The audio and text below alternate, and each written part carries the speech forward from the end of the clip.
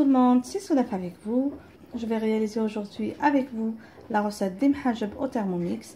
Alors pour les gens qui n'ont pas le Thermomix, j'avais déjà réalisé la recette de ces mhajeb à la main. Vous allez trouver le lien ici en haut. Vous pouvez bien sûr faire les mhajeb au pétrin si vous avez un de bonne qualité.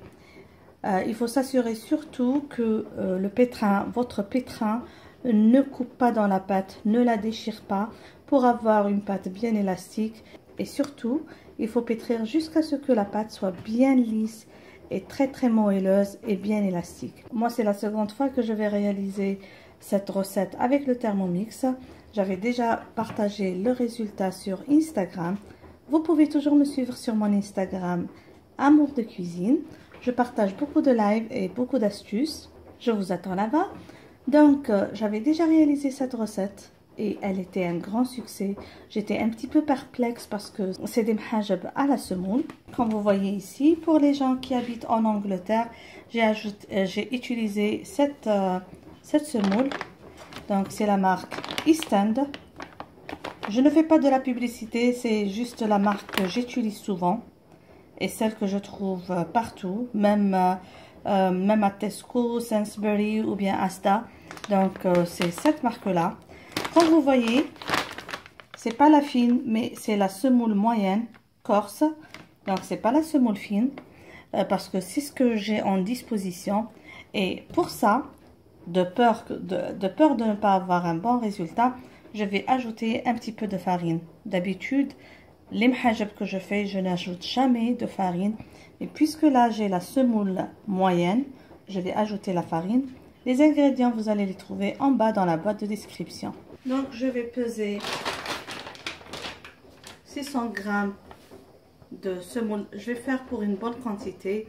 Je vais faire 700 g de mélange semoule et farine. Je vais mettre 600 g de semoule avec 100 g de farine. Là, j'introduis les 100 g de farine. On va ajouter une cuillère à café de sel. On va ajouter à ça 350 ml d'eau et on va pétrir pendant 2 minutes. C'est une eau à température ambiante. Et on va voir si on a besoin d'eau, bien sûr qu'on va ajouter au fur et à mesure. Ici, je vais sélectionner un pétrissage pendant 2 minutes. Donc je vais faire 2 minutes.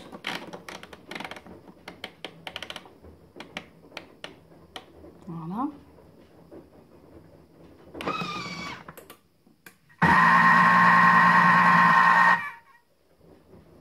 Là, comme vous voyez, ma pâte est bien sèche. Elle n'est pas encore bien pétrie et ça manque beaucoup d'eau.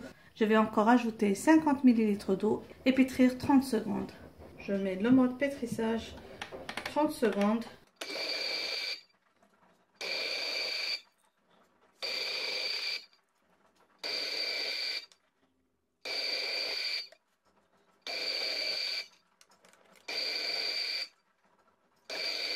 Du fait que j'ai beaucoup de pâte, je vais diviser la pâte sur 2. Et je vais pétrir chacune. Alors, comme vous voyez là, la pâte est un peu collante. Donc, je vais juste la laisser de côté, la couvrir. J'ai mis à pétrir la pâte pendant 4 minutes et demie. Durant ce pétrissage, je vais ajouter tout doucement 20 ml d'eau. Tout en pétrissant.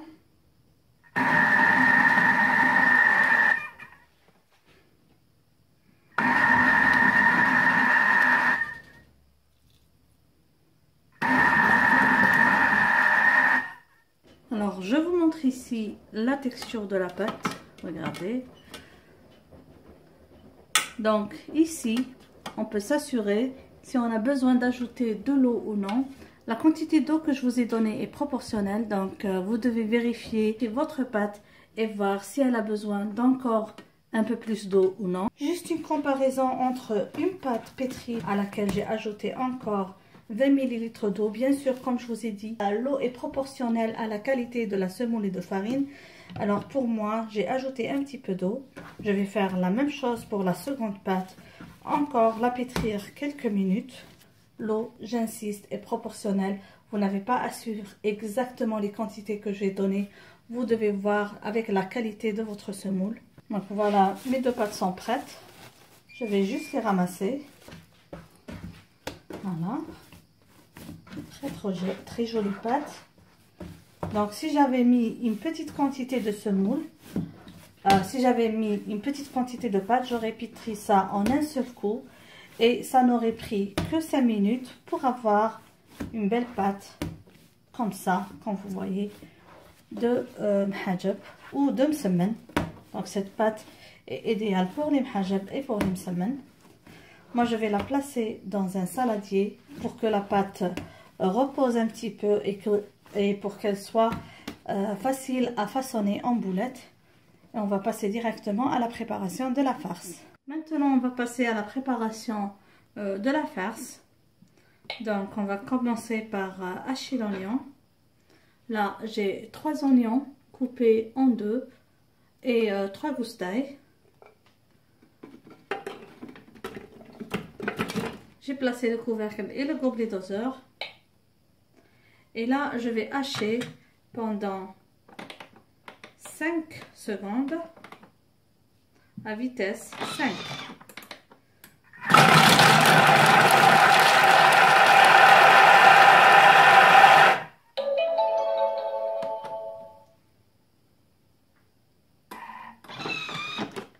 Voilà.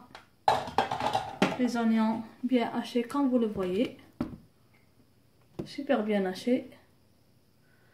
Là, je vais ajouter l'huile et je vais faire revenir jusqu'à ce que l'oignon soit bien translucide.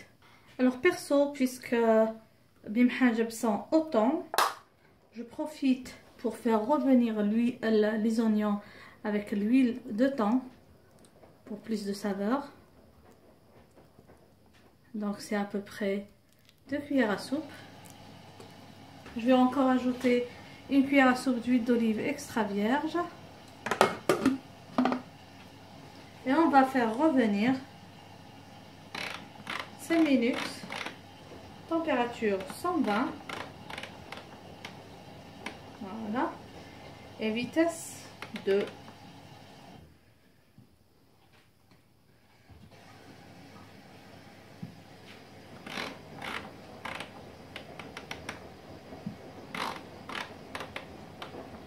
Vitesse 2. Voilà. À la vitesse de la cuillère. Juste pour vous montrer après 5 minutes. Comme vous voyez, ça a bien fondu. Je vais quand même ajouter 2 minutes de cuisson avant d'introduire les tomates. Alors voilà l'oignon. Vous voyez, ça a bien cuit. Je vais ajouter une boîte de tomates en morceaux. Voilà. Et je vais assaisonner avec un peu de poivre noir,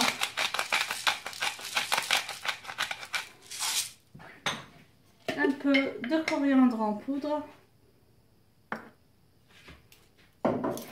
et de sel, comme ça, le sel. Vaut mieux goûter vers la fin. J'ai pas beaucoup ajouté comme vous avez vu, c'est juste une cuillère à café. J'ai pas tout ajouté, elle n'était pas toute pleine. Je préfère goûter vers la fin de la préparation.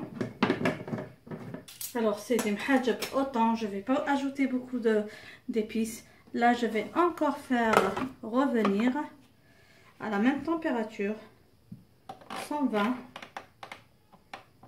pendant 5 minutes. Pour éviter les éclaboussures, on va mettre comme ça le panier et on va faire cuire la vitesse 1,5. Voilà, et on se retrouve tout à l'heure.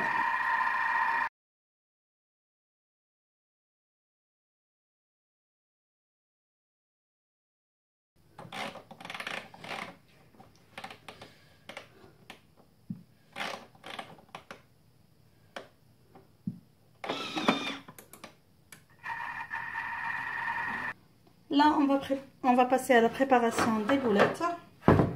Donc, j'ai huilé un plateau. La taille des boulettes, ça va être selon vos habitudes. Si vous avez l'habitude de faire des boulettes moyennes ou grosses, ou selon la taille des mhajeb que vous voulez avoir. Alors, par exemple, la taille d'une belle mandarine comme ça. Alors, juste faire deux petites boulettes comme ça. Pas trop grandes. Voilà, juste comme ça. Donc, je vais continuer ainsi jusqu'à épuisement de toute la pâte. Voilà, mes boules sont bien prêtes. Donc, je vais juste huiler comme ça le dessus et couvrir d'un film alimentaire. Le temps que la farce refroidisse et on va directement passer à la préparation des mhajeb. Comme vous voyez, avec les 700 g de semoule de farine, j'ai pu avoir 15 pièces bien grandes de mhajeb. Donc voilà notre farce, elle a bien refroidi. Là, je vais introduire le thon. Je vais le hacher. On s'assure qu'on n'a pas de gros morceaux pour que tout à l'heure les mhajeb ne se déchirent pas trop. Vous pouvez bien sûr à ce stade goûter à l'assaisonnement, voir si vous avez envie d'ajouter un peu plus de poivre noir, un peu plus de sel. Donc voilà, la farce est prête. Maintenant, on va se mettre à la cuisson. Je vais faire la cuisson sur une crêpière. C'est la crêpière Crampouze que j'ai acheté de eBay. Il y a maintenant plus de 10 ans que je l'ai. Idéal pour les mhajeb, même pour le matloh. Elle est vraiment superbe pour le msemmen aussi, pour la cuisson des brages. Alors les gens qui n'ont pas le gaz, comme moi, qui souffrent pour trouver le moyen le plus efficace de cuisson, je trouve que cette crêpière est l'idéal. Pour étaler le mhajeb, on va faire ça sur un plan de travail bien huilé. On prend une pièce, comme ça.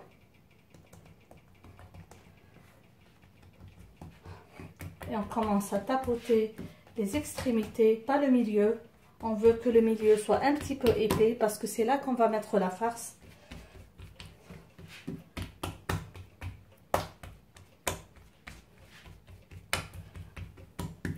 Il faut bien affiner les extrémités pour avoir une cuisson uniforme des mhajeb. Comme je vous ai dit, il faut bien laisser le centre bien épais. Voilà. Et là, on commence à étaler.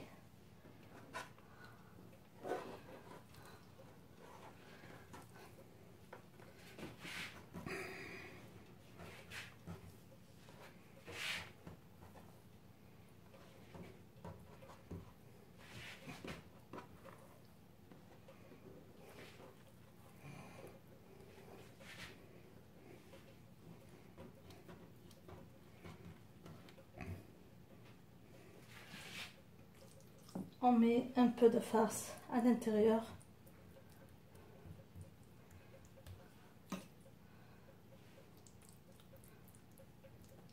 Et on va plier comme une enveloppe.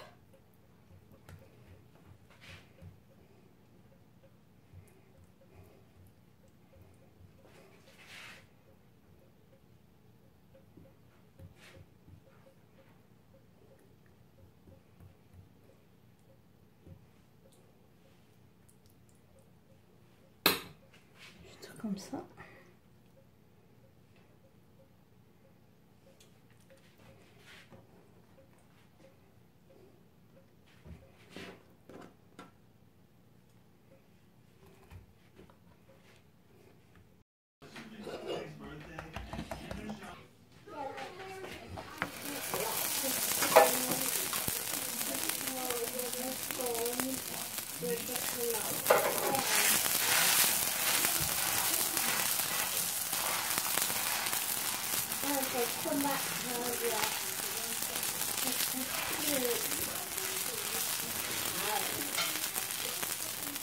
Vous pouvez voir comment ça gonfle car la pâte est bien élastique, elle s'est bien étirée. Voilà, elle ne s'est pas trop trouée et elle gonfle très très bien. J'espère que vous allez réaliser la recette de mhajeb avec votre Thermomix et surtout que vous allez la réussir. Si vous les voulez piquantes, c'est toujours facile. Vous ajoutez une cuillère à café de harissa. Et comme je vous ai expliqué, plus vous allez laisser le milieu un peu épais, plus ça va être plus facile pour vous de mettre la farce. Et surtout, elle ne va pas éclater lors de la cuisson. Très simple, très facile et efficace. Méthode bien efficace. Quand vous voyez, la pâte est superbe. Malgré que c'est avec de la semoule moyenne, c'est pas avec de la semoule fine. Voilà. Et directement aussi, on va mettre à cuire.